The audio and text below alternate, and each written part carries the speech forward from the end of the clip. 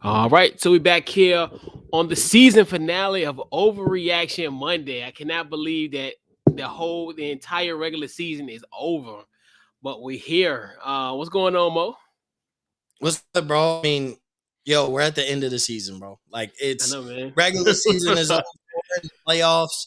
I Yeah, mean, it's been, like Jeff likes to say, the longest, fastest season ever. Like, it's been a long season.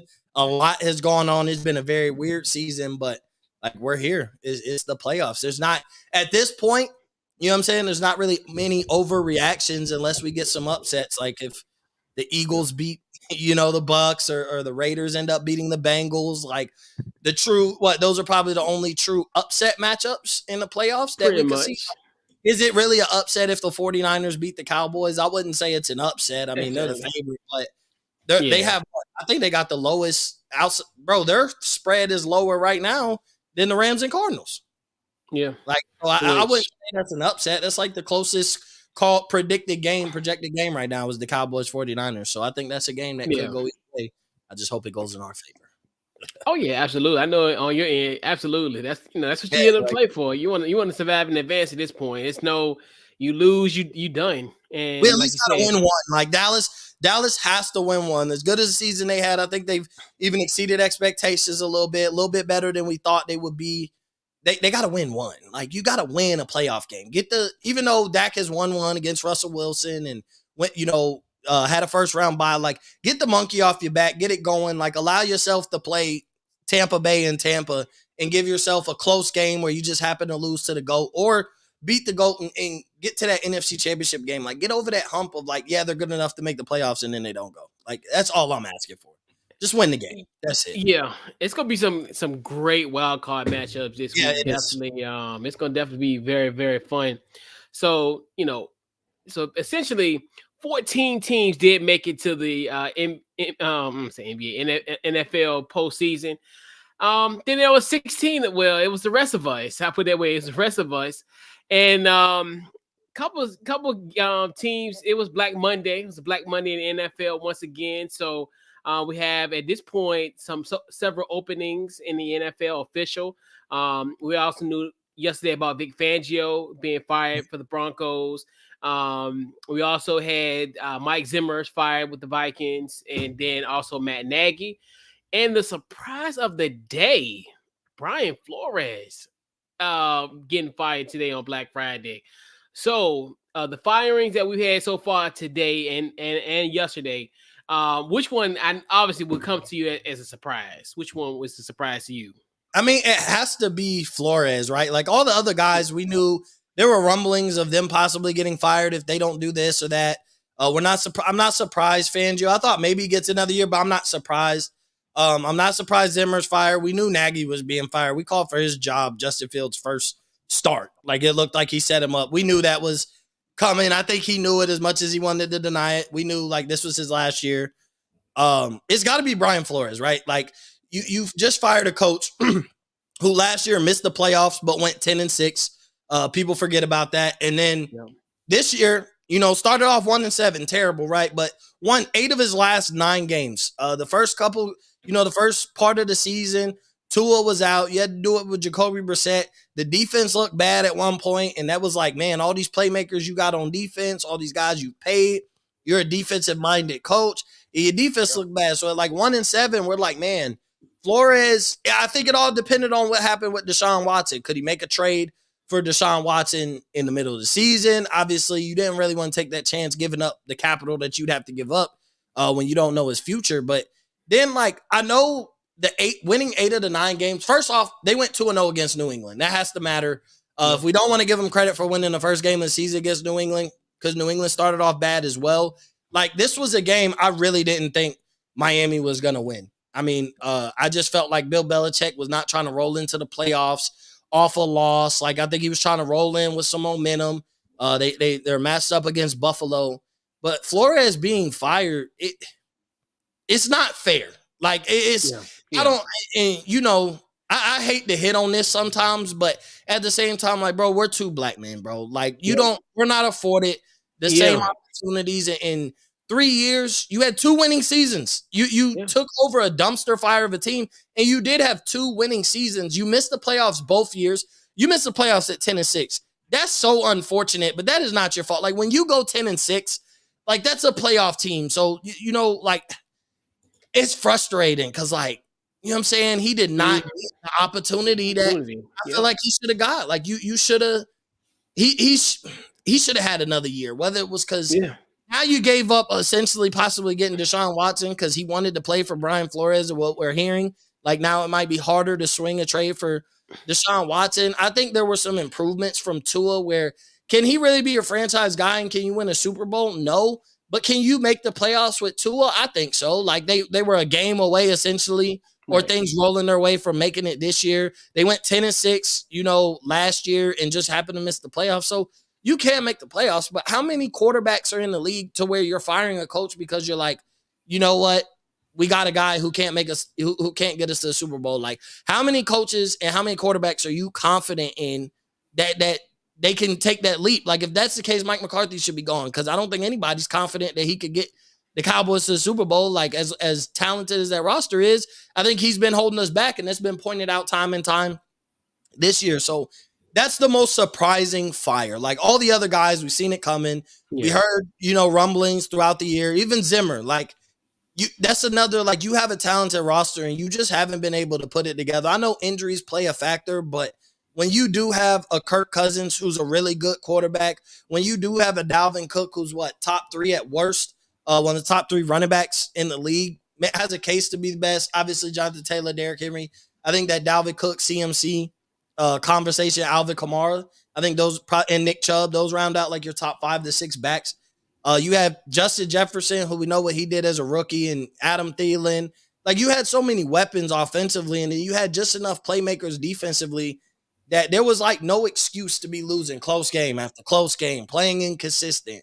Not defense, when you're a defensive-minded guy, like, you can't get defense together. So it's just, like, you see all that. We knew this was coming, but Brian Flores, like, everybody thought he was at least getting one more year. Like, he just won 8 of his last 9 games. Like, and it goes back. It's one of those, like, even, like, our guy, Jeff had commented and was like, I thought of all the Dolphins personnel, players, GM, he had the safest job. Like, I thought he was the least last person we would look at to get fired. But, it just comes back to we recycle coaches, and, a lot of the black head coaches are not, like, when they get fired, they don't get that opportunity again. Herm Edwards is coaching college. Hugh Jackson is coaching college. Eric Bieniemy is still an offensive coordinator. Brian Flores gets his opportunity, has 2 winning seasons out of 3 years after taking over a dumpster fire, and they give up on him. And I don't know the reasoning behind it, but it definitely is Brian Flores. That has to be – I think that was the most surprising to everybody. I mean, think about it. That news dropped and the chat went crazy. Like, we were all on the same page, and none of us could believe it. Like, that was real breaking news. That was shocking, Like, we knew it. Like, I was only a matter of time. It's Black Monday. We know a bunch of coaches are going to get fired. You know what I'm saying? Even Dan Campbell kept his job. Like, he ain't going nowhere. At the very, he don't like he going nowhere. So, Dan Campbell with a bad season, I'm not calling for his job. I think he deserved to keep it. But Brian Flores, 2 back-to-back winning seasons. I get not making the playoffs, but for a team that hasn't had real success since the 90s, like, how picky can you get about what, like, your coach does? Like, oh, we haven't been to the playoffs. Like, yeah, you guys have been dumpster fire since Dan Marino left. So what is there? Like, what is the expectations that he's not meeting, I guess, would be my question on what was the thought process in moving on from Brian Flores. Like, you must have a guy you had already talked to that and coach a job that you're more confident in. But that's the only reason I could think is, like, you did find your guy that's better suited. But even we heard Harbaugh, and then we heard they're not going to chase after him. So, oh, man, they better make the right hire. Like, they better make the right hire. People are going to go up in flames on the Miami Dolphins. Yeah. And you know who I'm thinking that could potentially be that name? I think it's going to be Doug Peterson. I've been hearing stuff about Doug Peterson, but, I digress on that topic. Jerg, your thoughts on Black Monday? Hey, everyone. Happy New Year. Hey, Happy New Year. First OTBN show that I've gone on the New Year. So very happy to join you guys. My last overreaction month. You couldn't get rid of me, boys. I may have switched states, but you can't get rid of this face. You just can't. I think Yeah, the viewership may have went down just because of this. But that being said, let's go with the topic. I honestly, I think the more interesting question is honestly like which coach didn't get fired that should probably be fired right now. So I think that's something to explore another time. But if we're going to stay on the Brian Flores thing here, so I think Mo hit a majority of it. I'm just going to probably bring up 2 or 3 other points as well. But I 100% agree with Mo. Like Brian Flores coached this team to back-to-back seasons, the 2 most successful seasons this franchise has had since the turn of the century. When you consider that, the constant, like we always mention injuries and how can you say it as an excuse? Can you say no? Like this dude, the last couple of seasons, he had to coach with one of the worst offensive lines in football the last 2 seasons. A guy who they drafted a young quarterback who couldn't even start right away. Like even though they went with Fitzpatrick, let's be honest here, Tua probably really wasn't ready for week 1 because the injury he had back in college, and then dealt with some stuff this season. You think of the receiving core, they weren't always 100% healthy. We honestly argued going back to last year that they were pretty deep at receiver. And then like halfway through the 2020 campaign, they lost a couple of those guys, and they were really fast in that receiving core. And they kind of lost that speed and explosiveness when you go back to last season. I think this season, because of having to integrate Tua in and the inconsistencies on offense, like there wasn't any gelling. But despite all of that, they were still a game away from the playoffs last year, right? And they were like a game or a half game away from the playoffs this year. Like for the Miami Dolphins, most said it best. Like this franchise has been a shell of itself since Marino left. Heck, even the last couple of years when Marino was there, let's be real, they were not the same Super Bowl contenders that they were in his peak. So at the end of the day, for an organization like this to make this kind of decision, it's extremely disappointing. And I think it's a black eye on the league that a guy this successful who no locker room problems, a lot of the guys, he'll be tough on them, but I don't think he's nowhere near like an Urban Meyer type where he disrespects his players. I think this is a guy that a lot of the players in that locker room love. And I think a lot of guys in the locker room were very frustrated when they saw the news that he was getting released today, all things considered. So I think that's just a disappointing thing on the league in and of itself, that a guy, and you guys brought up the components. I think it's a real thing that doesn't get brought up enough, but like, let's be real here, the racial component. Like if this was a white head coach, this wouldn't even be a conversation if he should keep his job or not. He would still be employed. Did I say something out loud? Yeah. I'm sorry. I'm sorry, Jerry. But at the end of the day, it's just extremely disappointing that this had to happen. The points that I want to add on to the conversation now. First off, my speculation, because I was actually the one that sent it to the chat when I saw it. I saw it just by chance, because we had like a bunch of back and forth going on all day, and I was refreshing stuff, and I saw Adam Schefter broke it. And for a second, I thought it was like an Adarn Schefter. I'm like, is this a fake account? Is this real? What's going on over here? Right. And then I looked at it, I'm like, he really got fired. So I had to send it to the chat right away. My personal reason for why I think he got fired, I just think it stems twofold. One, I think, is the owner, Stephen Ross. I think we know owners can get meddlesome, but I think it's very notorious. He may not get a bad rep like Dan Snyder does, or like Jerry Jones, not necessarily bad, just we know for the longest time he's been very hands-on with the team. Stephen Ross tries to be hands-on with the team at the worst moments, and I wouldn't be surprised if he probably had some hand in this decision, that there were disagreements throughout the course of the season. We know the Deshaun Watson conversation. I think Stephen Ross was one of, if not the biggest person that wanted Deshaun Watson to be traded to the organization, come hell or high water. I think there's that. So that's what part of the reason. The second was ultimately with the decision for Chris Grier, is that Chris Grier has tied himself to Tua with that selection. We know everything that went into that draft choice for the Dolphins, and Tua has to be a success for Chris Grier's tenure in Miami to last in any way, shape, or form. And I think the decision Chris Grier ultimately made here is that, and maybe again, is there probably some input from Stephen Ross more so than Grier? Probably, because this was also Chris Grier's guy. But if Grier was given an ultimatum that he had to fire our boy B-Flow, then that's probably what it came to. Because if there's one failure of Brian Flores' tenure as Miami Dolphins head coach, is that there was just never a consistently great stretch of time with Tua. And part of that is due to the injuries. Like I said before, I think that does play a part. But part of that is also Brian Flores just could not build the right coaching staff offensively to be able to help that team I was a very big critic for most of the season of Jalen Waddle. Heck, I think even earlier on an earlier episode, I had the Dolphins' offensive play calling as my biggest loser because they just could not find a way to get Jalen Waddle the ball properly so he could be that true dynamic playmaker that we know he can be.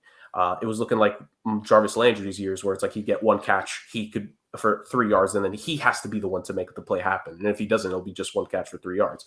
So I think that is the biggest thing because he started out with Shane Gailey there. And let's be honest here, Shane bleeping Gailey in the NFL in the 2020s. Are we serious with that? And then this season, like the reports, and I listened to Miami-based podcast, like there was essentially 2 offensive coordinators on that team this season. So it's like how, like, yes, you know, Tua not always being in the lineup is a problem, but then when he's there, he's hearing 2 different voices. And if Beeflo ever gave his thoughts, maybe even a third, like that's just too much for most young quarterbacks to be able to overcome. And I don't think at the end of the day, Brian Flores did Tua any favors. So if I had to guess if Greer was given this ultimatum and he had to make the choice, I think the number one thing he would pin it on was that Brian Flores was not maximizing everything he could with Tua. And at the end of the day, in today's NFL, we're slowly getting to that point where the coach needs to maximize it for the rookie quarterback in that rookie quarterback contract window. And I think that was a big deal for it. My last point with this, and it's to what Mo brought up there at the end. I don't buy for a single second that the Miami Dolphins aren't going to seriously make a run at Jim Harbaugh because of the Rooney Rule, because they have to interview at least 1 or 2 minority head coaching candidates properly before they make a decision. They can't say they want to hire Jim Harbaugh yet because then they'd be violating the Rooney Rule. So I think they're going to go through the process in and of itself before they ultimately make that decision, because I think Jim Harbaugh, after this is the kind of season that you jump back to the NFL with, I think, if you're him. And I think Miami is going to be more than willing to pray that they figure all this stuff out, but pay a pretty penny to Jim Harbaugh to get him out of Ann Arbor, to get him down to South Beach, and for him to run things over there. So that's what I think about the situation. Yeah, and what I just found it so crazy because you look at just the job that he has done.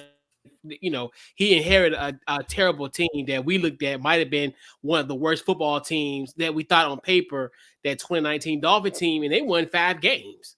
And, you know, like you said, and it's just one of the things where it's just crazy how he gets that raw deal. He gets a you know, a situation where he really didn't have that many, that many parts going in. He builds it to a legitimate team, like you said, a team that's over that mark. But like you said, I think, like to you guys' point, where somebody's already in place. You don't just fire a guy who has a winning record as your head coach. He's a coach. You go get that coach that's going to essentially take you to that next level. So hence, you know, so this gonna be one of the ways where a lot of people gonna look at where Tua is the reason why Flores is out. And I mean, hey, you call a spade a spade. You know, if it quack like a duck, it's a duck. It is what it is. But I just think, like you said, they're gonna go through the process.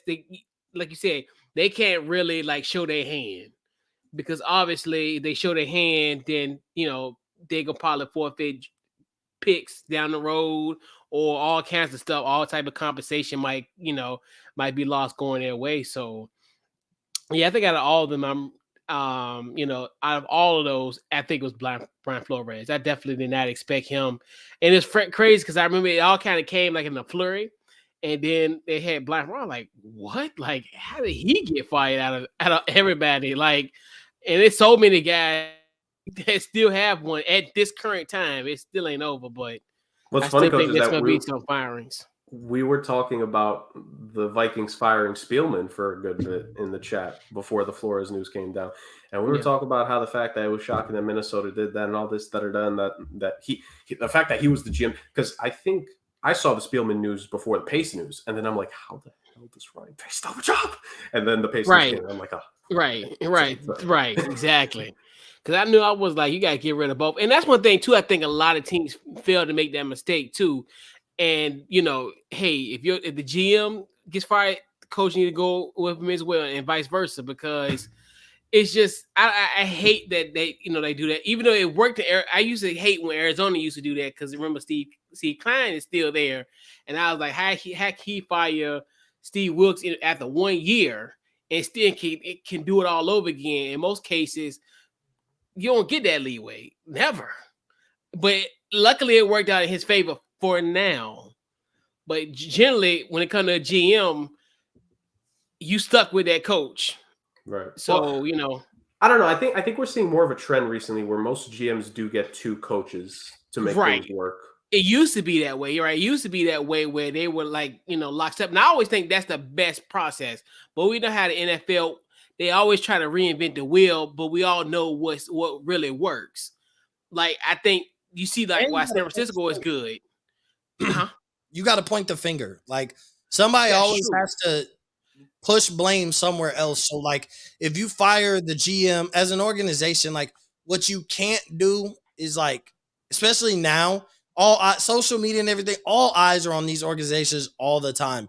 You can't run through GMs and coaches, like, especially when you're trying to get free agents, you're trying to get this and that. Yeah. Like, a bad coach could be the problem, and we'll give you another opportunity. Players will still come here and play for this organization. But if in 5 years you're on your third GM and third head coach, like, is it the GM and the head coach that's the problem, or is it just overall the way the organization is ran is the problem? So you kind of got to cycle through. I ain't gonna say cycle through, but you got to have more than one opportunity as a coach, because we get things wrong. Like, it happens. You get things wrong. But I still get, like, San Francisco is a perfect example. And that's why I killed my team for not having that type of, like, especially coming from a team that don't have a structure. Like, I want a coach and a GM to be locked up like San Francisco. I want John Lynch and Shanahan to sign a 6 years deal and be together. Y'all locked at the hip. And even so, it's just like one of the things where it works. And like with us, we used to have Bruce Allen. He had Shanahan and he had Jay Gruden, and still found a way to screw both of those situations up. So to me, I guess I'm so like old school with it. Lock and step. Your GM, y'all really need to cross your eyes and cross your T's and dot your I's together. I think you need to be in lockstep, because I think you can be successful in either way. Look at, like, Steve Klein is a good example of looking at it. Hey, good job. What he doing. That, and then also I can look at San Francisco as an example as well. But yeah, all right. But yeah, man, Vic Fangio. I wish we had a defensive coordinator opening, but guy's too loyal. He'll never pull that trigger. Yeah, yeah. So, fellas, we got week 18. Definitely huge shout out to our guy Jordan for chiming in on the on Vic Fangio and also the Brian Flores as well. So, your biggest winner in week 18. I'm gonna go with you first, Jared. Oof, so many selections here.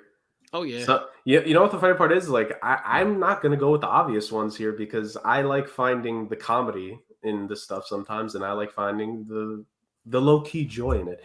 So my first winner, I have to give it to the New Orleans Saints, because despite the offseason they had last year, despite the fact that going into last offseason, I remember they were like, $100 million over the cap because of everything. They had to cut so many guys. They had to restructure so many things. They had to run with Jameis and Taysom Hill as their QB tandem going into the season. Strong stress on the word tandem there. I just think with all that, the fact that they came within a game of making the playoffs, now, would they have gotten smoked in their first playoff game? Maybe.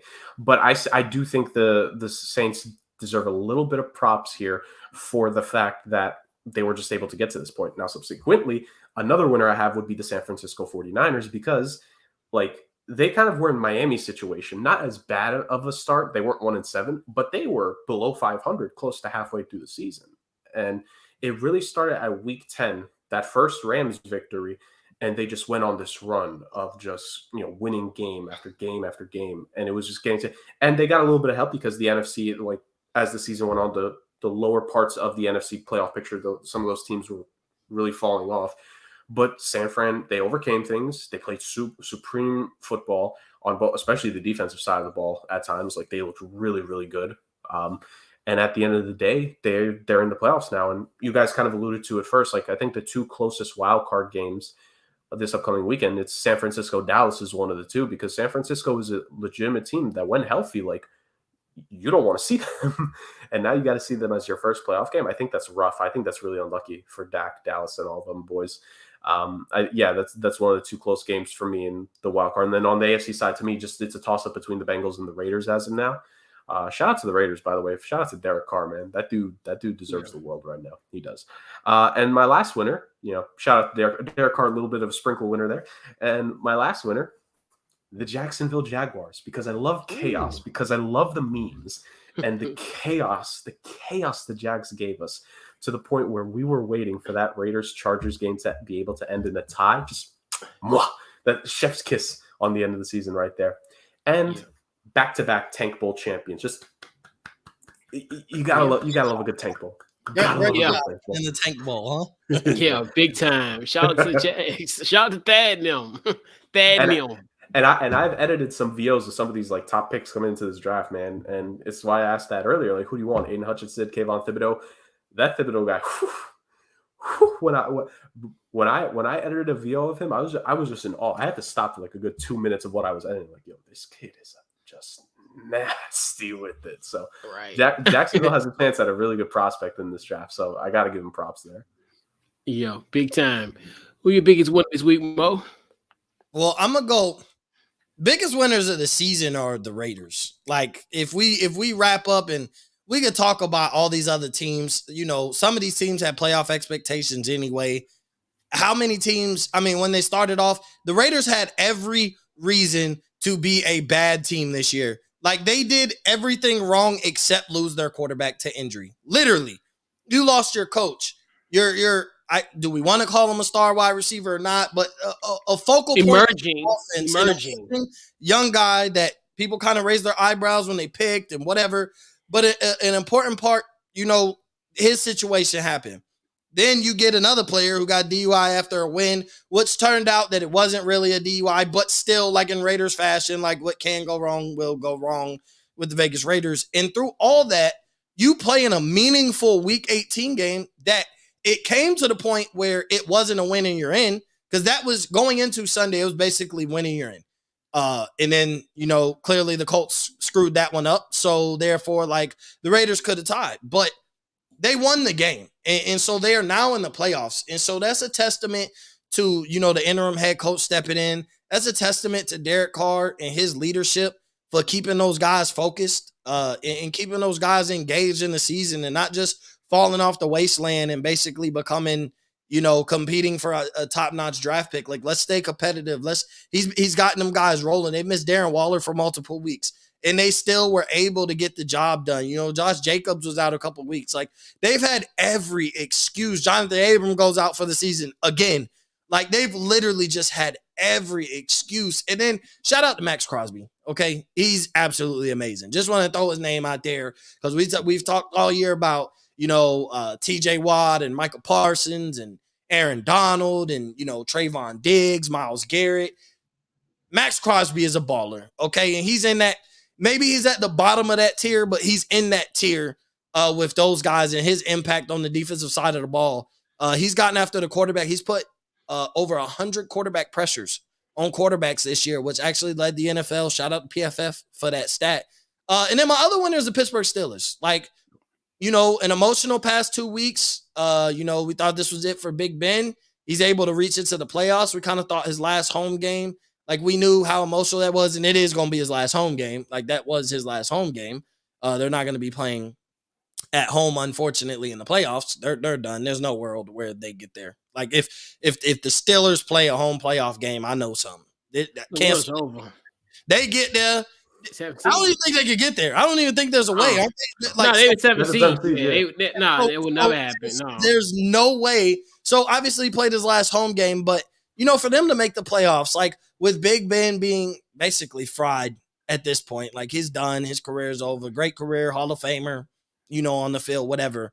But just for them to be able and give Mike Tomlin another winning season, that has to be looked at. Like, they've had a lot of, disperse in the locker room, Chase Claypool speaking out. Obviously, Juju still has kind of been Juju and more focused on being a social media star. Big Ben is, essentially hot garbage now. Not a knock on him. He's been in the league for 18 years.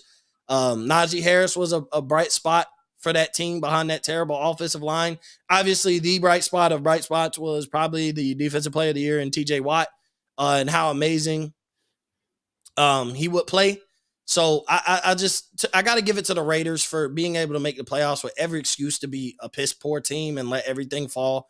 And then the Steelers, for even with that tie, it became a factor, but they got in. Like, even with that tie against the Lions and a couple losses, and they've had some decent wins. But yeah, I'm gonna go with the Steelers, and the Raiders is my biggest winner. I mean, coming into the show, I've been looking forward to biggest loser. So, Coach, I'm gonna let you go with the biggest winner, but I've been looking forward to this biggest loser segment all day. Yeah, the biggest winner, definitely the Pittsburgh Steelers. And actually, I was one of the ones people looked at me like I was crazy. Like, that tie actually helped the Pittsburgh Steelers make it to the make it in, even though, like I said, would you rather lost or a tie? So it's one of the things where, even though it was against the Detroit Lions, that game was just amazing. It wasn't the best, it wasn't the ugliest. I mean, it wasn't the prettiest game on earth to see, but it was a good victory for Pittsburgh. They got in the playoffs. Big Ben gets one more shot at it. So, and just for their intestinal fortitude, just imagine having to wait to almost 12:30 at night to know your fate. Like, so It's just one of the things. Hey, you got that win at 4:00. You got to sit and wait 8 hours, agonizing, and then the thought. 5 seconds left. Justin Herbert throws it past to Mike Will, goes to overtime, and you got to think to yourself, "Oh my gosh!" And then both of these two teams going into overtime, and literally like the eggshells. And it's funny, it almost, and that alone, winners got to be just the NFL in this whole. When people will always talk about it, I remember one time as a group we was talking about what's the best sport.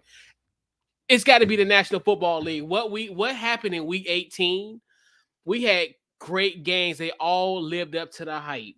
The ones that playoff, the games that actually had playoff implications lived up to the hype. Pittsburgh was fighting for their lives. Great game. San Francisco and the Rams came down to the last one, and it's just like crazy. Great game is that one as well, and it goes to overtime. And you know what's so crazy? We won as a collective. So, and then also, like you said, Jerk, the Jacksonville Jaguars, they came in with their clown suits, and it's funny, in protest of how bad this team is. They bought the clown show in protest, and they freaking won a football game. Because the Colts are right. And that is crazy. Like, they went, Jacksonville won, and T. Law actually looked like a decent, good quarterback going forward. So that definitely helps his confidence going into 2022.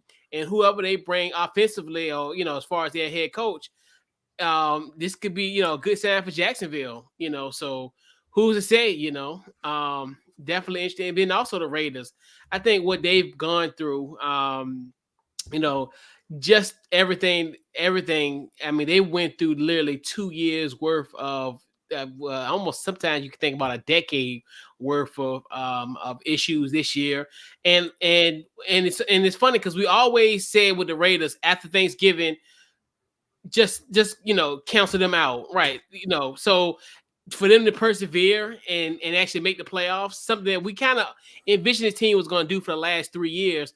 But considering the circumstances, we definitely would have thought they would have folded. There were so many opportunities this team could have folded.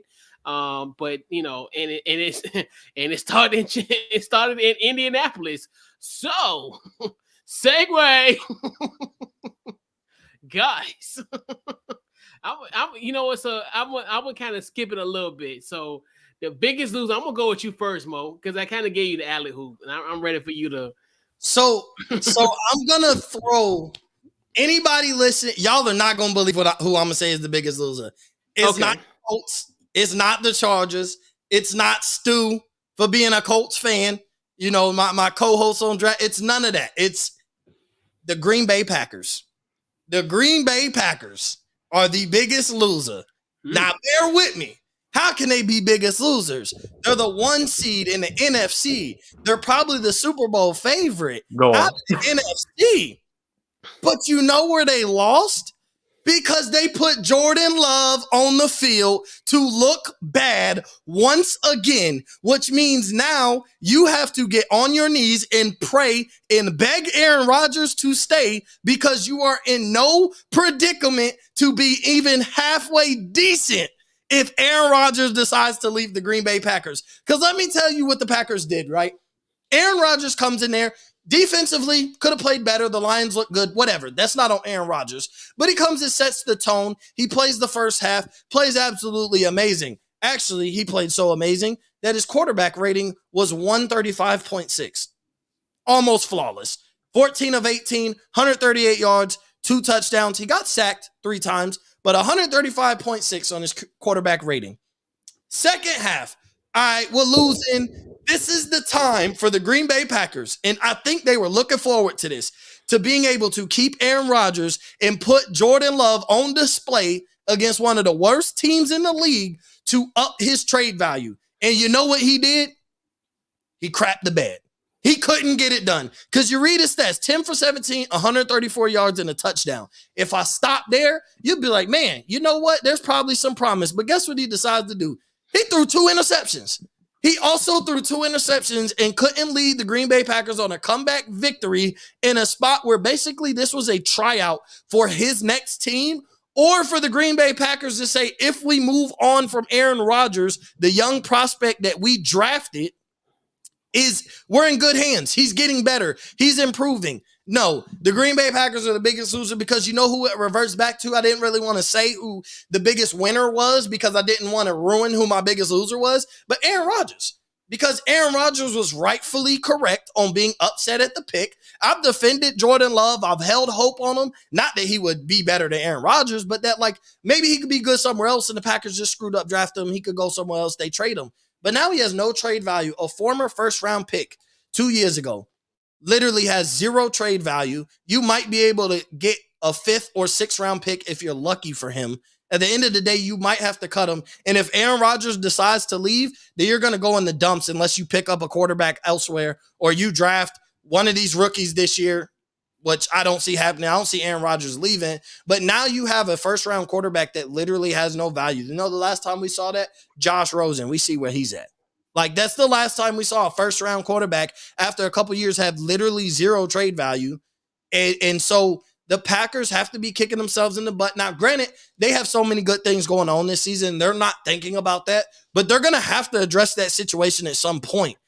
And they're going to be kicking their butt because all Aaron Rodgers wanted was a first-round wide receiver. They didn't do that. They went and got Jordan Love, and then the next year they draft Eric Stokes, the second-best corner at the out of the University of Georgia. He wasn't even the highest rated corner on his own team. You know, he wasn't the highest projected corner on his own team. That threw us all off on draft night. You drafted a quarterback instead of surrounding Aaron Rodgers with adequate first-round weapons. You've never took a weapon in the first round, and you put Jordan Love on display to either A, he could lead us in a comeback win and look good against the Lions, and we have some promise there. This guy is progressing. Or B, he can look good, win against the Lions, or even play really well, and the defense just gave up too much points because they did give up 37, so it's not all on him. But he throws 2 interceptions, and now essentially the rest of the league is like, yeah, I'd put more trust in Kenny Pickett, Matt Corral, Malik Willis, Carson Strong, whoever I could get out of this draft, and I will Jordan Love because every time he's been on display, he's played horrible. So that's why I say the Green Bay Packers are the biggest losers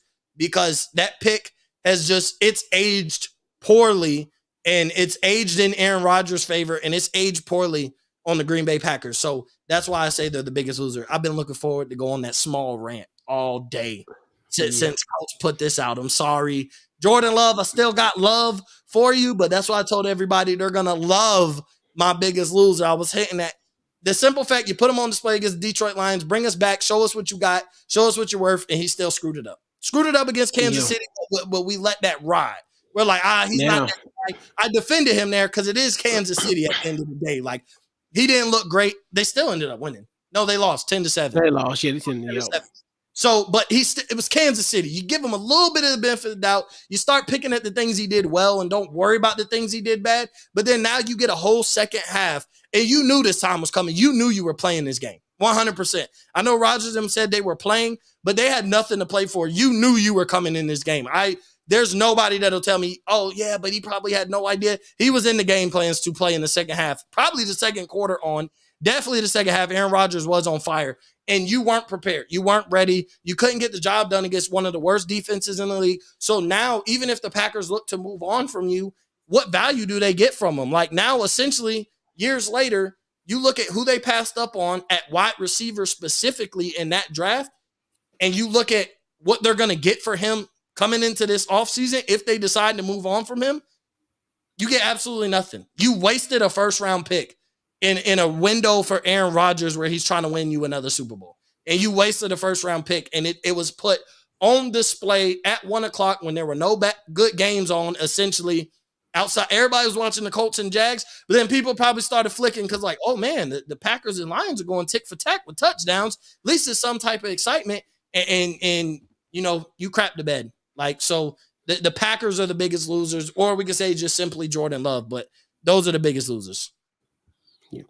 What you got, Jerg? I love it. He loves it.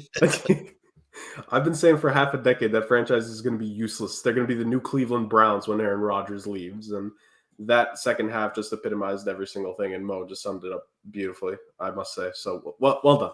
Well done, Mo. Well done. So for me, I'll go real quick. There were two teams that immediately came to mind. So, Coach, I'm only going to say one of them, so you could have the other one. I'll go with the more simple one. And I think this one, like, the disappointment is more just so the idea of this team. I think the Chargers, to me, are the biggest disappointment. Yeah. Because, like, you have the quarterback that if you get in the playoffs, teams will fear facing that guy. We could say what we want about Justin Herbert. Maybe at times that, you know, media or whatever, the NFL, were trying too quickly to crown him as the biggest competitor to Mahomes, as that next guy coming up. We all know that football, that we know that Herbert is one of the dudes in this league that's going to be around for a long time. We don't deny that.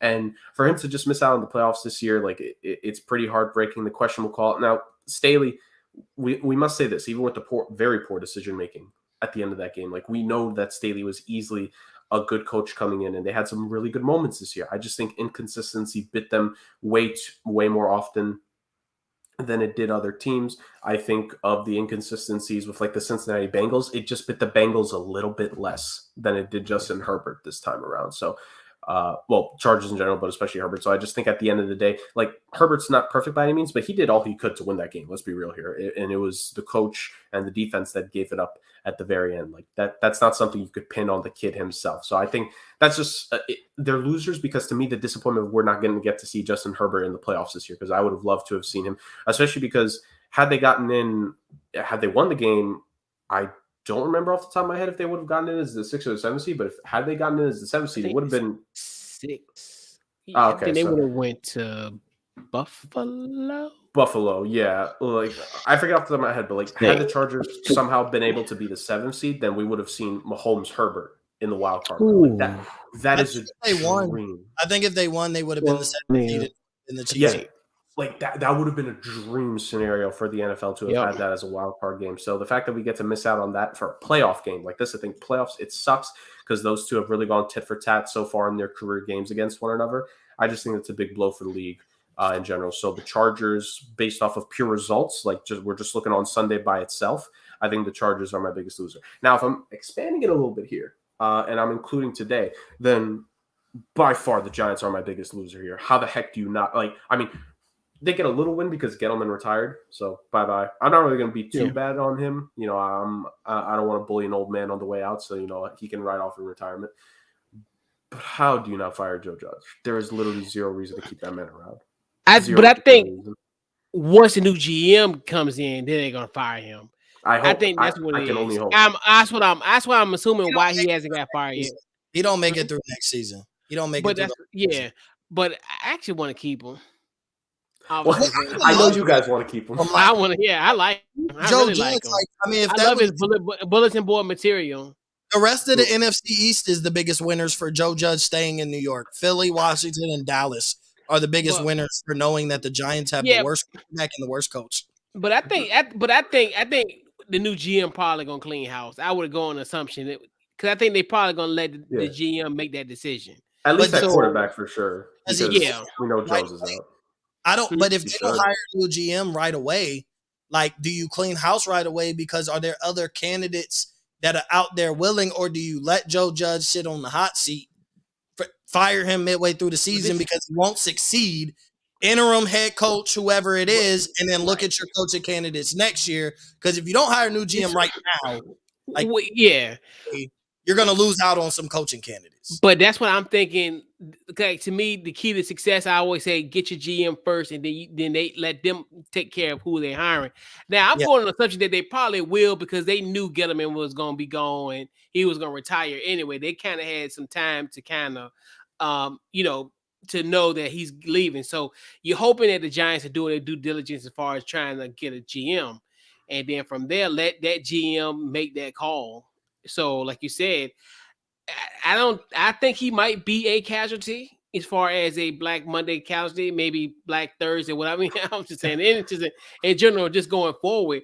But I think they just really gonna just let it all kind of play out. Get a GM. Right. If they don't get a GM, I don't, then he's probably more likely going to stay. I think that's fair. It's just like, I'm saying this for the Giants fans because the thing, and I may not be the co-host anymore, but I still got love for my Bunts and Bruises guy Bars, and I just feel so bad for him that he has to deal with this stuff because that's my guy. When you co-host a podcast with someone, you become brothers, and I just feel bad for him because I have no NFL allegiances. So at the end of the day, and also and unlike any other team, like Giants fans, how are they going to drown their sorrows? With that free medium Pepsi that they were given on that fan day a couple weeks ago, like there's nothing they can drown their sorrows in. So I feel so bad. Before we get Bars in here momentarily, Mo, let's talk about sympathy, give it some sympathy, empathy. They don't won a Super Bowl within the last 10 years. But it's gone so bad though since then. Okay, Mo, what would you rather take? Well, okay, let's just keep it a buck. You haven't won a Super Bowl in 26 years. I ain't won one in 30. I take a ring and have 5 losing seasons? No. Tie me up. Yes.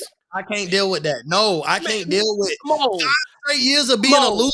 You were never listen to this, Coach. I know we're thirsty for a Super Bowl, right? I was born starving time we won a Super Bowl. I was born and then they won a Super Bowl. So I don't even remember it. I can't account for it, but I was born. Bro, there's no way I'm taking they have not once. Someone check Mo's cup right now. Check Mo's cup right now. We'll get you in a sec, Jerk. That's your balls. I got you in a sec. There's a difference between would I trade that? No, because bro, they are hurting right now. Look at the Giants, bro. The fans are hurting. Bars is upset right now. They have not been over 500 in years. They have not been over 500. They're tied with the Jets since 2016, 2017. They're tied with the Jets for the worst record in the league. I'm not trading a Super Bowl ring for sorrows. Yes, they got a Super Bowl and they've had a Hall of Fame quarterback. I give them that, but I'm not trading that for what they've gone through the past 5 years. No. I guess because I'm different. I'm different. I didn't have a team. Well, for me, I would take it. So much that wasn't been the definition of mediocre. Do you think I want to go through the definition of losers? No. But if I won a Super Bowl in the 21st century, and remember, because last time we won a Super Bowl, I was 7 years old. I was a baby. I'm almost 40 years old, dude. But I'd rather right now, but I would rather right now that people are going to laugh if we lose in the playoffs than really be upset that we brought Joe Judge back as a head coach. We haven't been over 500 in multiple years because we won a Super Bowl 10 years ago. 10 years ago was irrelevant at this point. You've moved on. How do you think you feel? You celebrated it, but you've moved on from that Super Bowl 10 years ago. You don't even have the quarterback. You don't have the head coach. They don't care about the Super Bowl from 10 years ago. It was great for their lifetime achievement. It was great to be a fan at that time. And now they have to deal with what they've been dealing with. But I can't speak on it like Bars. Bars didn't really say. But think about it like this. Dude, 30 years without winning the Super Bowl. I don't even remember the last time we had a winning record. Also, dude, this is our 3rd season. We about to have 3 different names. Dude, we might be called the fucking Armadas. Dude, come on now. Hold my I would take us 2 Super Bowls in a 5-year period. Then what? Show just became PG-13. I can't take. It's not that I would love to do a Super Bowl, but I'm not Jerry Jones here. But I'm willing to do anything for a Super Bowl, which means I went go for like 5 years and never be over 500. Like, no, I can't do it. That was 10 years ago. It was a great moment in Giants fans' history, guys of our age, and to have won a Super Bowl. But that was 10 years ago. We've moved on from that. They don't have their Hall of Fame quarterback no more. It was a great time in your life to be a Giants fan. This is the worst time to be a Giants fan right now. And I do not want to, even with the Cowboys not have winning a Super Bowl, we still have won enough games where like, we're competitive. We're a borderline playoff team consistently. At the worst, we're borderline playoffs. I will take that where I could go 9-7, 10-6, or now 9-8, 10-7, or 11-6. I would take that consistently than deal with what the Giants have dealt with. And all you can say is, we won 2 Super Bowls 10 years ago. Oh, that's all you can say is you won 2 Super Bowls. All you can say is you won 2 Super Bowls. All you can say. How many divisions have you won? Coach, you won like, okay, I misspoke. Can I just say I feel bad for my bad game? Like, forget the Giants fans. Yeah, but still. That is irrelevant. Like, is it really irrelevant? You see that picture right over there? That's the autograph Elon Manning Super Bowl Cowboys, picture. I look at that every day. I feel great. The Cowboys won the Super Bowl 10 years ago, and I was still beating the horse on that right now. Y'all haven't been nothing since. That would be your comeback. But since it's the Giants, I'd love to be mediocre in the Big Apple, the media capital of the world, where all we produce is every once in a while we get a New York Giants and we just produce trash teams consistently. No. And then the city of New York, those guys have the most pride of a city, and they've been nothing short of terrible.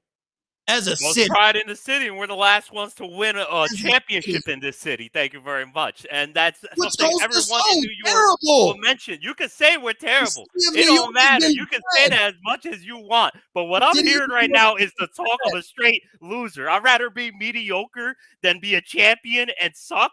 Trust me. Let me tell you right now, Mo. Let me tell you right now. These last 10 years might be rough because I won a championship 10 years ago. I feel like we're closer to win a Super Bowl than ever any other half the teams in the league, probably. No, because like that guess what? It was 10 years ago. What did you do 10 years ago? Be mediocre? You're the same. You would be the Facebook challenge right now. It would be you wearing a Cowboy shirt, and then you, a couple more pounds heavier, wearing a Cowboy shirt with 0 rings. I gained 50 more pounds and I'd have 2 more rings. What do you need? You can only live off. You were in like elementary school the last time y'all won a Super Bowl. And we still won it though. Where were you talking about me? Where were you when you last won a championship? There becomes a point in time where you win the Super Bowl. You've moved on. You don't have that quarterback. You don't have that coach.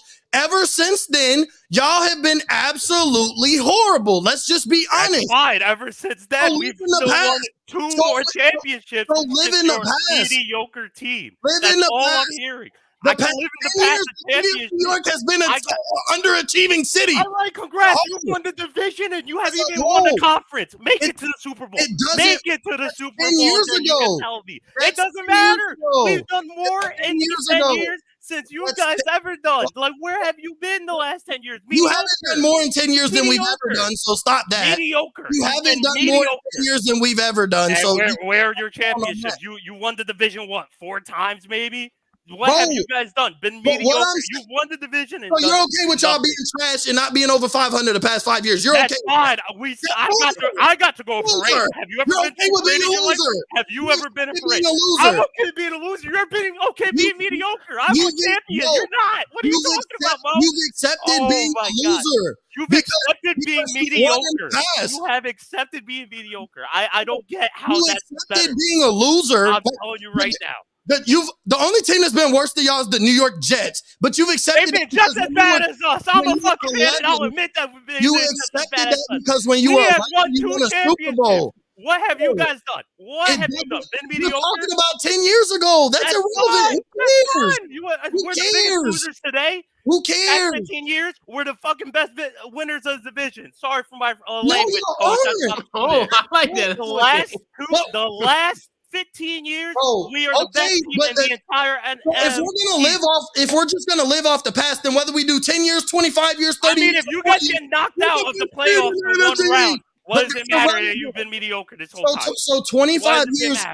So you're living in the past. So if I want to live in the past too, then my team is better than yours. If we're gonna live in the past, there you go. Pull it out there. But guess what? You're not, because you're okay with being mediocre. You can't even think about championship. There's nothing to talk about.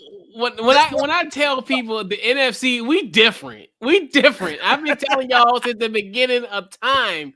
We different, bro. I don't care what nobody say. We different. All we need is Eagles fan, and we will be a powerhouse. Hang on. I need to hear Cruz's reaction to this nonsense that's coming out. Yeah, we gotta get because I know for a fact this is a guy who would definitely take that trade, and he'd take it twice on Sunday because he enjoys winning. He's not a loser. So go ahead, Cruz. Let me hear what you guys say. So first off, I didn't hear the trade. So what trade are you talking about? Would you rather win two Super Bowls and be where the Giants are right now, or would you rather be the Cowboys and be mediocre every day of your life and never see a championship? Or even Washington. Put it that way, in Washington, it's even worse. Or stay Washington. But Washington has been worse than Dallas the past 10 years, so that's like a different conversation. That's what's the difference? It's the same outcome at the end of the season. 92, 96. But what's the same outcome, though? What you mean? What's the same outcome at the end of the season? Going to the playoffs, winning a playoff game, like good for you. What's the point of winning a playoff game? All right, let's cruise. Let's you just win playoff games to win them. Here's my issue with these types of arguments, and I have them too. Is that, for example, last year we lost our playoff game, right, Coach? Yeah. What was the talk? Oh, what was the point of making it if you're not going to win it? That's such a false. But you said it yourself though, Mo. I never said what's the point of making the playoffs if you don't win a championship. I've never looked at sports like that. That's a bad, like, oh no, I clowned y'all about being happy about being 7-9 NFC East champs. Yes, I did. But going to like saying that because you went to the playoffs, if you won a playoff game, that was so what? That's an unsuccessful season. Is that bad? If you're one and done. Only one team a year is successful, and all other 31 teams had bad seasons. And their coaches should be on the hot seat for not winning Super Bowls. That's what y'all are saying. If you're not at least making playoffs, we haven't won. Then you have to say that all the other 31 coaches that didn't win the Super Bowl should be on the hot seat because they weren't successful. That is terrible logic. Well, I'll put it this way: we haven't won a playoff game in almost 17 years. So, hence my analysis behind being cool with what Bar's going through. I don't feel sympathy for Bars. I completely understand. I completely understand, because guess what? You were saying you were the division champ last year. And yes, I'm mentioning 10 years ago, but I won a championship. I've seen it. I experienced it. When I mentioned that, coach just goes, damn, what else can I say? You're right. All I did was win the division. And what's the point of winning the division if all you're going to do is win the division? What do you mean? Like what? Why do teams win playoff games? Why do teams win playoff games? Why do teams win playoff games? No, because you open. I'm asking you.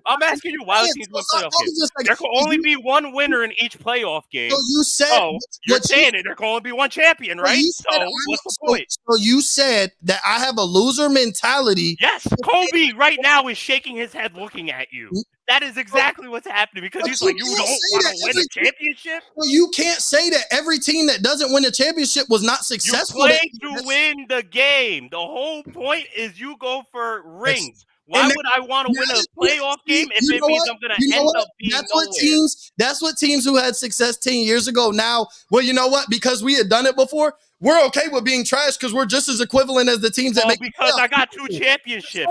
In sports, it's the circle of life, Mo. You win some, then you suck, unless you're the Patriots. But you only suck for a season, and then you get back to the top. But at the same time, like people say, well, do I want my team to be terrible? No, because not all my teams are terrible either. If it means I get to see a championship in my life, yeah, I would deal with a couple of years of being miserable. Not everybody can say that, Bars? Like not everybody can say all my teams are terrible.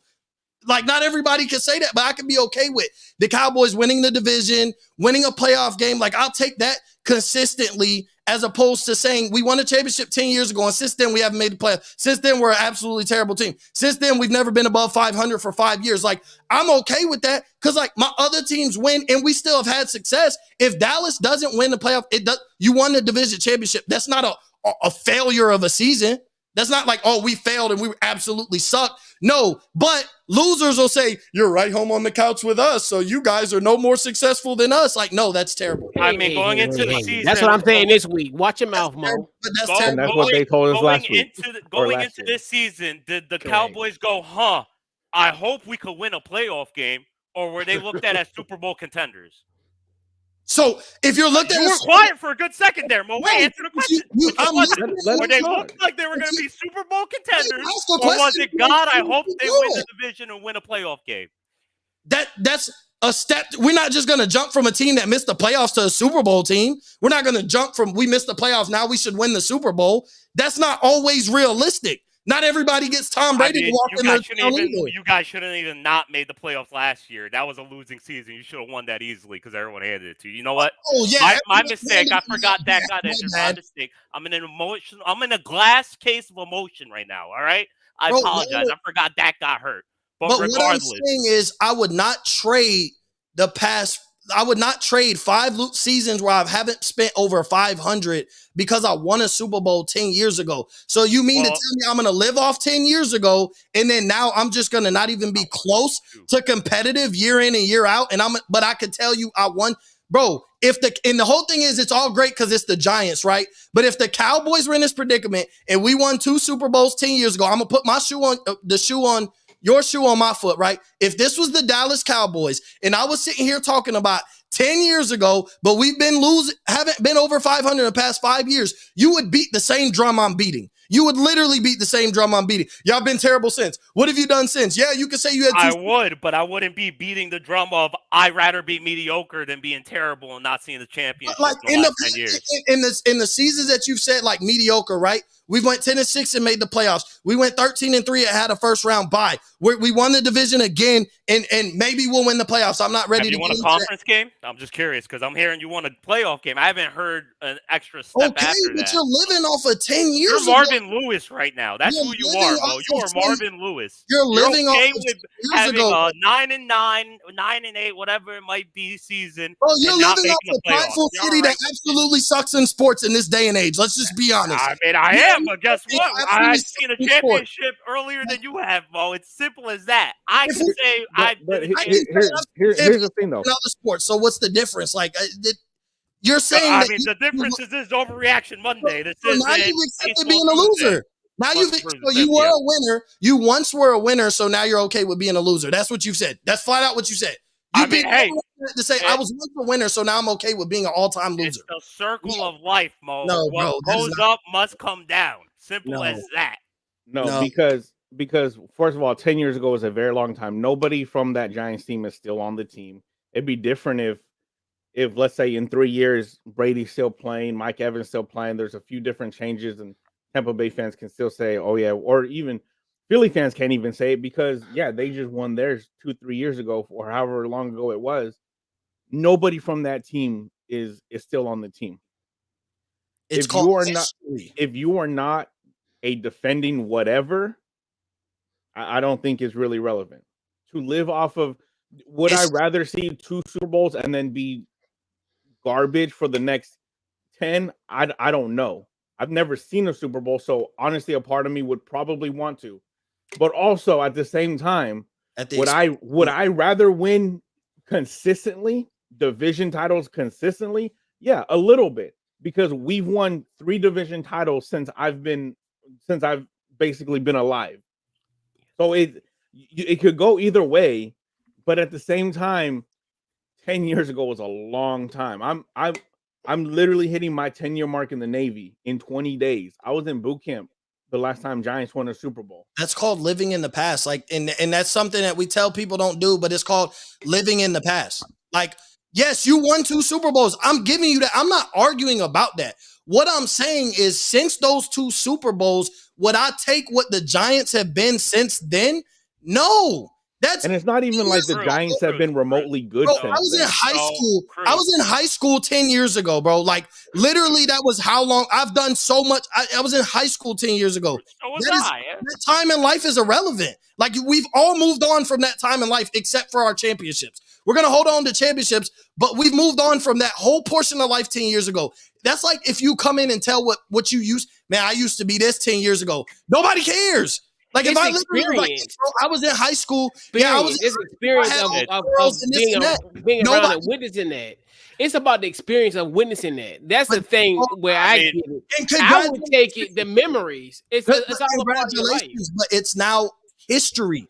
Like you bring up history, but like 10 years ago, if I'd be like, I tell y'all what I was in high school, you'd be like, dang, bro, you living in the past. Who cares, bro? You're a grown man. You're married with 2 kids now. Like, who cares about the past? But now that it's championship. Yeah, but this isn't your high school career. This is, you are one of, what's Super Bowl now? 52, 53? You are one of 53 teams. Sorry, we are 4 out of those 53 teams who have won a Super Bowl. So, you're right, it's history. It's history, but like you said, all right, you're 5, fine. That's 9 right there. That's a relevant experience. Just named 20% of all the champions in history. You're right. It's history. Fine. How many presidents are there? How many have there ever been? You're right. It's history, but it's not fucking you talking about your high school career, how good you used to be. But it's all it's a big part of history. You're right. It's relevant. Cruz, how many division games you said you've seen in your life? I've seen 3 division titles. 3 division titles. Would you trade all 3 of those divisions? Let's say not even that. Let's say 10 years down the line. You guys won every division title. So let's make that 13 division titles. Okay. But you didn't win the Super Bowl. Would you trade all 13 of those and be under 500 for at least 5-10 years just for at least 1 Super Bowl? As long as we don't run a quarterback sneak on 3rd and 9. That's fine. I don't care. That's fine. But your answer is yes, right? Okay, thank you. I know my answer because we've gone through it already. So to me, I'll take it, like because it's about the experience. I'm going through it, and I'll take it. And I guess I've been going through it for the better part of the last 28 years. So I guess. Thank you. And that's the thing. No, I'll take years it. Down I would take it. But Mo, to your point though, if you said like if the shoe was on the other foot and you know. Cowboys were 10 years removed for a Super Bowl and then they're trash. We all would be saying the same exact thing, just opposite. Just like last year, it would be irrelevant. Like it, I will take but that wouldn't stop you from saying it though. I will take it. Bro, I don't know. Like, I don't throw past championships like from 10 years. I don't throw those out there because it's irrelevant. Right, but you also weren't alive for them though. Exactly. For Super Bowls, but I have examples where I don't live like that. For other sports, I don't throw out past national championships because we haven't won one in a few years. I don't throw out NBA Finals championships because we haven't won one in a few years. Like, yes, that was a great part of my life. And if we go down those routes, like I can say that, but at the same time, like if I'm arguing basketball, the Heat Big 3 is irrelevant to the Miami Heat right now in an argument. Like I would not know, bro. Like, yeah, we won the championships, but I'm saying that is still the past. I get that point. From a fandom perspective, from a being a fan. Saying, like, as a fan, like the experience. You wouldn't take that experience and win the Super Bowl? Yeah, I would love to see the experience, but not at the expense of being under 500, never over 500 for 5 to 6 years. Like, bro, that is so like in a heartbeat. I've been through it. I've been through it, and look at how we were when it came to the division championship. I've been to where we gone 5 years where we never were over 500 at any point. Guys, we're cutting into draft capital. Steven's hosting an amazing show right now. Can we? In the national championship game. Yeah. Right. Well, all this just because I said I feel bad for my former co-host. Like, can I not feel for my guy only? Like, I was cooking dinner too. But then we said, hey, I didn't have no sympathy for him, and I don't blame you. Snowball. Right, and that's right. Who cares? Like, right? They've had the spoils. They've had the spoils. They're fine. Like, who cares? Okay, you run a quarterback sneak on the 13-yard line on the other side. That's cute. Other than that, I don't care. Like, I don't care. Like, I hope Dude, Joe like, Judge gets a raise. See, right. I want to make it clear right now. I'm not upset about how bad the Giants are. I'm numb to it at this point. Right. But why I'm numb to it is I've seen 2 championships. Why I'm upset right now is I'm hearing I'd rather be mediocre and never see a championship than to win a championship and to I be didn't complete say trash never after. championship. Though. That's No, what I said I wouldn't trade y'all's past 5 to 6 years to see a championship. Like, there's a difference between that's wild to me. You've never seen a championship in your life, and you wouldn't take 5 years of being complete trash to see one. That's wild. Won it. So to win one and say we've won one, I'll take being literally the only team that's worse than me is the New York Jets. No, I would not. Hey, man, like it's you're right. I am where I'm at, but I've seen 2 championships. If you tell me if you say that, moving on because draft capital. I just want to say this: if you put on the line, hey Mo, we would be able to pay whatever Jerry Jones could pay, and we win the Super Bowl this year. But in 10 years from now, you're going to go through 5 years of literally never being over 500. Literally, you're going to go at least 5 years. And that's the playoffs in 2016. Y'all going to be absolutely horrible next year. But you're going to go through y'all going to go through 6 years at the very least. But you're going to go through at least 5 years where you never seen your team over 500. That's including week 1. That means y'all don't even win the beginning of the season. That's what that's including. You never started the season 1-0, and you're willing to take that to live off the past? No, I wouldn't do it. No.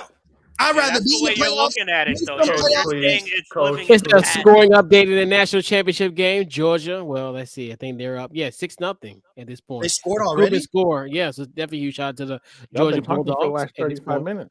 Bro, the game just started. It's like in 14 minutes. Like, it's not even a minute. It's a scoop score. I took Alabama at +2.5. Thanks to yeah, hey. Shout out to Bet US. Yeah, definitely huge shout out to them. Hey. So, all right, I'm done. What a hell of a finale we had here, I'm glad Coach, who was your biggest appearance. loser? I don't even recall who was my biggest loser. My God, I don't even remember. Yeah, we did talk about the Colts, with that situation. That's the gimme of the losers. All you had to do was beat Jacksonville to get in the playoffs, so you couldn't do that. Definitely deserve to be the biggest loser. Period. Of the season. Jacksonville championship. That's the biggest loser of the season, period, point blank. You had one job. Jacksonville Jaguars. One job. If you're a playoff team, you win that game. That's just period, point blank. Yeah. The Colts shouldn't even had a chance to get in, even though they needed a lot of things to go right. They shouldn't even had a chance. If you're a playoff team and Jacksonville is the team that's standing in between you and the playoffs, so you can't win that game. You don't deserve to be a playoff team. You should get rid of Carson Wentz because he stinks. All the NFC East guys tried to tell you he stinks. He lived off that one MVP season. Me, Rob, Couch, and Bars all tried to tell the Colts fans you're not getting a good quarterback. He's been trashing the NFC East. You want to trash the NFC East, and he couldn't even get the job done there consistently. He had that one really good year, and he got hurt, and Nick Foles won the Super Bowl. So he tried to tell y'all what y'all were getting, but y'all thought he was going to be the second coming of MVP Carson Wentz, and y'all still – and y'all have the best running back. He's the most valuable player, but got stuffed by that terrible Jacksonville front seven. And so, therefore, he lost his MVP chances. The Colts stink. We all know that. That's the literally biggest loser of the season. And what made it worse is that they lost their first round pick to Philly. And Philly actually made the playoffs as well. So, and he sucks. Right. They're the biggest winner. Philly's the biggest winner of the season. Yeah, big time. My biggest winner is going to be Philly because they got the first round pick, still made the playoffs, and got rid of $103 million in cap space. My biggest winner is the NFL. Just real quick, the NFL Week 18 could not have gone any better. Hollywood script writer could not have written Week 18 any better. For the Colts to lose to Jacksonville, Pittsburgh and Baltimore to go to overtime, and then the Raiders and Chargers to come down to the very last kick. And shout out our boy Dustin Hopkins for missing the kick and costing the Chargers a chance to go to the playoffs. We tried to tell y'all. I tried to tell y'all. But shout out to Dustin though. Shout out for him missing kicks when it matters the most. What he does best. Yeah. And all right, so Bars, I want to go your biggest winner, then biggest loser, and then we're gonna wrap up. It's my biggest winner is Philly. I'm not even gonna get into details. Everyone knows. My biggest loser, I would say, is I had it, and I'm just lost now because all I could think of is NFC East. That's it. Man, the Giants. It has to be the Giants. He's right. We are losers right now. We're the biggest losers at the moment because we got to keep this terrible head coach. We're running QB sneaks on our own 3. But 10 years later, I'm still trained it. But y'all got rid of Gettleman, so you kind of win. It's not a win because you've seen it right with the same people we share the same stadium with. If you get rid of the GM but you keep the head coach, it ain't going to work out. So here we are with 2 picks now in the top 10. It's 5 and 7, I think it is. And now, whoever makes it, I could care less. Unless it's Kevin Colbert from the Pittsburgh Steelers who gets hired, who he's not because I know my Giants. Get your boy. I could care less. You know what? If it wasn't for that QB sneak, I would say maybe it was just Gettleman's not getting good players. But clearly, Joe Judge is not a good coach, and we knew this even before. Get your boy that used to be the GM for Cleveland. What's his dude name? John I can't Dorsey. believe I forgot his name. Get Dorsey. I'm a big John Dorsey fan, but I don't. It's not going to work with Joe Judge, man. Simple as that. You can't. But get rid of him. We got to get rid of John Mara too. Yeah, to be honest. We got to get rid of the whole thing. That's it. Hey, that's how it happened. But like we said, hey, let the GM fire the coach.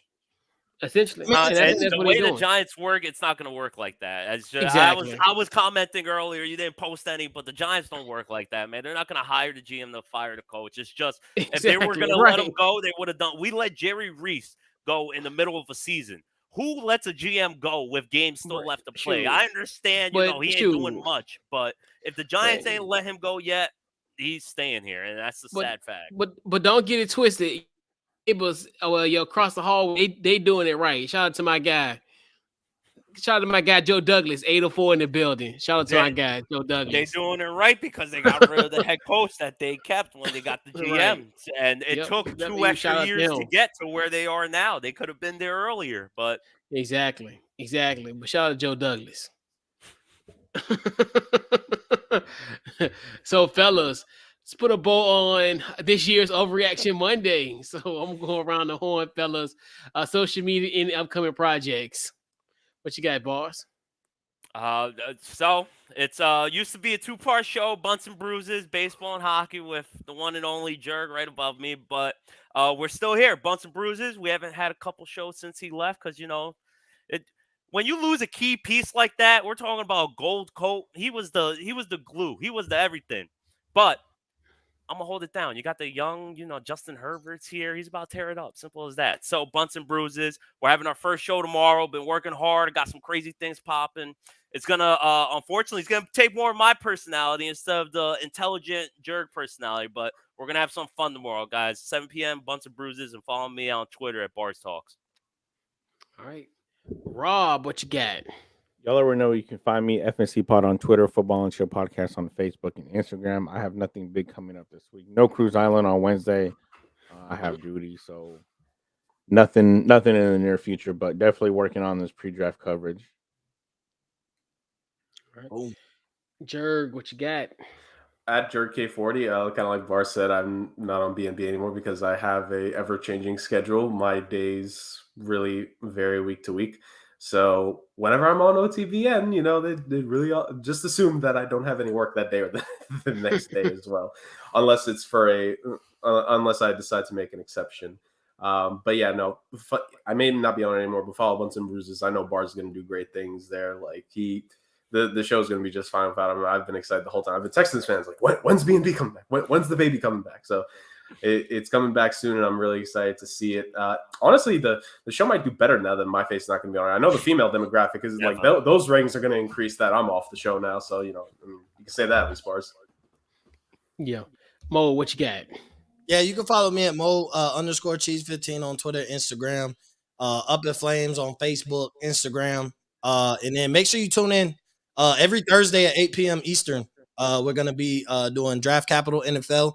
So Off the Ball Network exclusive covering the draft. This week we're going to talk about the Senior Bowl, kind of some of the quarterbacks is just what we expect to see in the Senior Bowl. And then we're going to give the flowers, to the rookies. Obviously, we just launched the draft show, but we were covering the draft last year. So we're kind of going to talk about the rookies and their performances this year, give flowers to the guys that popped, kind of maybe project our bust on people who didn't meet expectations, guys who exceeded expectations. So it's going to be a little fun show, talk a little Senior Bowl, but like I said, more focus on the rookies and kind of where we were right, where we were wrong. And that'll be every Thursday at 8 p.m. Eastern.